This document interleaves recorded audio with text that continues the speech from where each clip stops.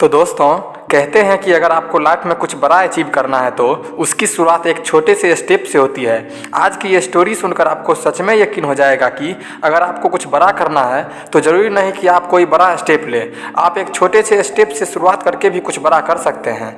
तो आज की ये स्टोरी एक ऐसे ही शख्स के बारे में है जिन्हें हम MBA चाय वाला प्रफुल्ल बिल्लोरे के नाम से जानते हैं। अगर बात होती है कि किसी ने चाय बेच कर अपनी ज़िंदगी बदल ली तो सिर्फ मोदी जी की बात होती है, लेकिन हमारे देश में एक ऐसा भी चाय वाला है जिसने चाय बेचकर अपनी पूरी ज़िंदगी बदल डाली और सिर्फ 24 साल की उम्र में चाय बेचकर करोड़पति बन गए। इनका पूरा नाम प्रफुल्ल बिल्लोरे है। इनका ड्रीम था कि ये MBA करेंगे। इसके लिए इन्होंने लगातार 3 साल तक ट्राई किया, लेकिन हर बार वो फेल रहे।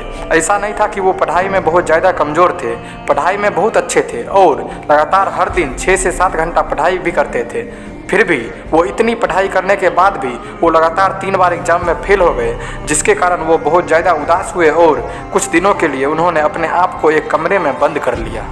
वो कमरे में बैठकर सोचा करते थे कि अब मैं क्या करूँगा। उसके बाद वह अलग अलग शहरों में कुछ नया खोजना स्टार्ट किए, जैसे चेन्नई, मुंबई, हैदराबाद। इन जगहों पर उन्होंने सफ़र किया और फिर सोचा कि कब तक ऐसा चलता रहेगा, कब तक मैं ऐसे ही भटकता रहूँगा। अगर ज़िंदा रहना है तो लाइफ में कुछ तो करना पड़ेगा। फिर उन्होंने अहमदाबाद में मैकडोनल्ड में डिलीवरी बॉय का काम स्टार्ट किया, जहाँ उन्हें करीब 1 घंटे का 37 रुपये मिला करते थे। कुछ दिनों बाद उन्हें प्रमोशन मिला और वो वेटर बन गए। जब वो मैकडोनल्ड में जॉब कर रहे थे तो उनके दिमाग में एक बात आई, अगर बाहर की कंपनियां हमारे देश में पिज्ज़ा बर्गर बेचकर इतना कमा रही है तो क्यों ना मैं भी अपना खुद का कोई प्रोडक्ट चुनूं और अपना खुद का बिजनेस स्टार्ट करूं। बहुत ज़्यादा सोचने और समझने के बाद उनके दिमाग में सिर्फ एक ही चीज़ आई और वो थी चाय। हमारे देश में बहुत सारी भाषाएं हैं, बहुत सारे अलग अलग लोग हैं, अलग अलग संस्कृतियां हैं, लेकिन एक चीज़ कॉमन है और वो है चाय। भले वो देश के किसी कोने से हो, सबको चाय पीना बहुत ज़्यादा पसंद है। उनके दिमाग में ये आइडिया आया और उन्होंने फैसला किया कि अब वह चाय की ही बिजनेस करेंगे। उसके बाद वो अपना खुद का कैफ़े स्टार्ट करना चाहते थे, लेकिन कैफ़े स्टार्ट करने के लिए उनके पास पैसे नहीं थे। फिर उन्होंने सोचा जितना है जैसा है उसी से स्टार्ट करेंगे।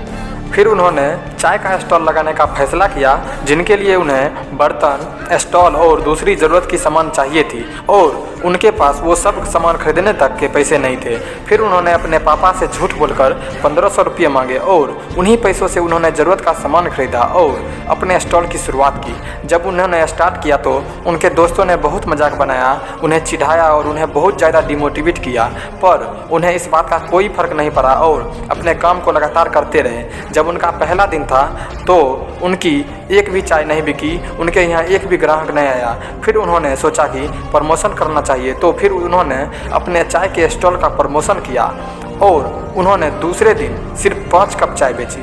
वह सुबह 9 बजे से शाम 6 बजे तक मैकडोनल्ड में काम किया करते थे और वापस आने के बाद शाम को 7 से 11 चाय बेचा करते थे। उनके चाय बेचने का तरीका दूसरों से थोड़ा अलग था। वो अपने ग्राहक से अंग्रेजी में बात किया करते थे, इसी कारण वो लोगों के नज़रों में आ जाते थे। लोग सोचते थे कि अरे यार, ये लड़का कौन है जो चाय बेचता है और अंग्रेजी में बात करता है। फिर अगले दिन दुकान खुलने से पहले ही कुछ लोग उनका इंतज़ार कर रहे थे। लोग उनसे मिलना चाहते थे, उनकी स्टोरी जानना चाहते थे। उस दिन उन्होंने करीब 600 रुपये कमाए, उसके अगले दिन 1200, फिर 4000, फिर 5000। ऐसी ही उनकी ग्रोथ आगे बढ़ती रही। फिर जब वो अपने चाय के स्टॉल से अच्छे पैसे कमाने लगे तब उन्होंने मैकडोनल्ड की जॉब को छोड़ दिया और फुल टाइम चाय बेचने लगे।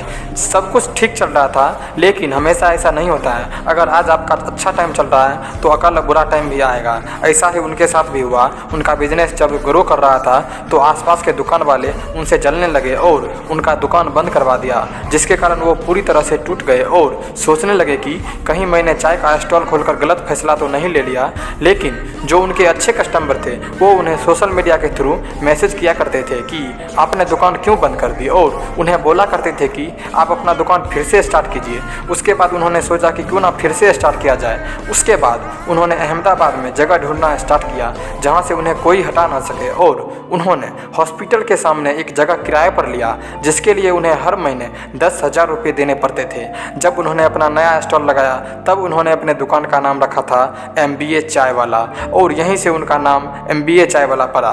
और MBA चायवाला इसका पूरा नाम था मिस्टर बिल्लो रे अहमदाबाद चायवाला। इन्होंने अपने नाम के कारण बहुत ट्रोल झेलना पड़ा और लोगों ने इनका खूब मजाक भी बनाया, लेकिन इन्होंने इस बात की परवाह नहीं की और अपना काम ईमानदारी से करते रहे।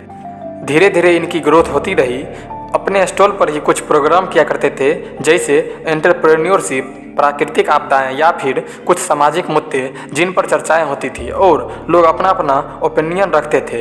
ये चीज़ें लोगों को बहुत ज़्यादा पसंद आती थी, जिस कारण इनका नेटवर्क और पॉपुलैरिटी बहुत ज़्यादा बढ़ी और इसी तरह उनका बिजनेस बढ़ता रहा और बढ़ते बढ़ते इतना बड़ा हो गया कि आज इनका टर्नओवर करोड़ों में होता है और पूरे वर्ल्ड से अलग अलग देशों से इनके पास ऑर्डर आता है।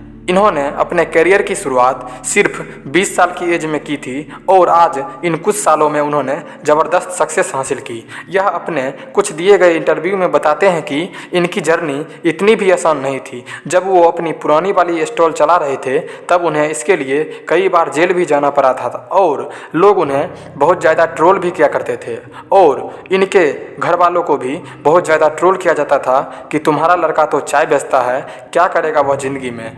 लोग उनके माँ बाप को बहुत ज़्यादा ताने दिया करते थे, लेकिन आज इन्हें जब सक्सेस मिल गई है तो सिचुएशन बिल्कुल पलट गई है। अब लोग उनकी और उनके माँ बाप की बहुत ज़्यादा तारीफ करते हैं। आज ये बड़े बड़े कॉलेज में अलग अलग स्पीच देते हैं और लोगों को बताते हैं कि आप भी कुछ कर सकते हैं। तो दोस्तों, ये थी MBA चायवाला की इंटरेस्टिंग जर्नी। उम्मीद करता हूँ कि आपको इससे कुछ सीखने को मिला होगा और यह वीडियो आपको पसंद आया होगा। वीडियो पसंद आया तो वीडियो को एक लाइक करें, सब्सक्राइब करें और अपने दोस्तों के साथ शेयर ज़रूर करें और इसी तरह मेहनत करते रहें और आगे बढ़ते रहें। मिलते हैं अगले वीडियो में, तब तक के लिए राधे राधे, जय हिंद, वंदे मातरम।